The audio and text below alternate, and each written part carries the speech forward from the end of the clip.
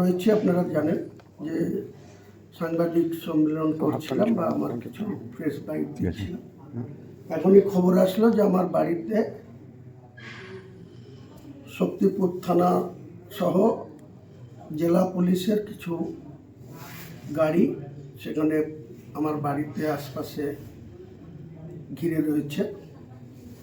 আমি মুর্শিদাবাদের পুলিশ সুপারকে আপনাদের মাধ্যমে বলছি যে মুর্শিদাবাদকে অশান্ত করার চেষ্টা করবেন না।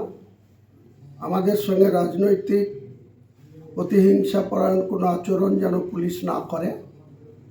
তাহলে আমি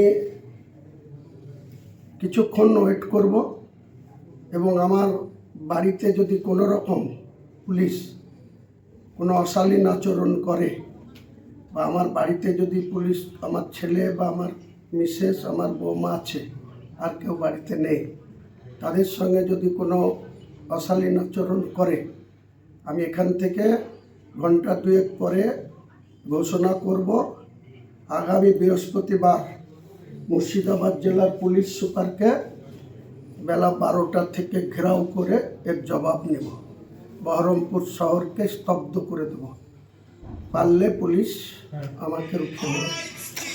কি কারণে গিয়েছে বলে মনে করছেন? কি কারণে গিয়েছে পুলিশ সুপার বলতে পারবে। কে সানিরাজকে যে প্রশ্ন করুন যে আমাকে যেন বেশি পরীক্ষা নিরীক্ষা না করেন, আমার সঙ্গে আমার ধৈর্য চ্যুতি যাতে না ঘটান।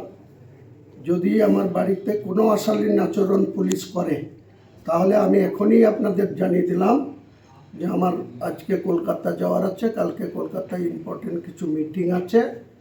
বাড়ির সঙ্গে কোনো রকম আমার ছেলে, আমার মিসেস, আমার বৌমা, তাদের সঙ্গে যদি কোনো অশালীন আচরণ করা হয় তাহলে আপনি তৈরি থাকবেন কে সানিরাজ। আপনার সঙ্গে আমি বৃহস্পতিবারে বেলা 12টায় দেখা হবে বহরমপুর শহরে। আপনি কত বড় বাহাদুর এসপি হয়েছেন আর আমার সঙ্গে মুর্শিদাবাদের কত জনতা আছে, সেদিন আপনার সঙ্গে আমার মোকাবেলা হবে সামনাসামনি। এসপি অফিস ঘেরাও করে রাখবো যতক্ষণ এসপি কোনো এই বাজে আচরণের জন্য ক্ষমা না চাইবে ততক্ষণ ছাড়ব না। এখনই ঘোষণা করে দিলাম যে বৃহস্পতিবার বেলা 12টা এসপি অফিস ঘেরাও, মুর্শিদাবাদের পুলিশ সুপারকে ঘেরাও করা হবে।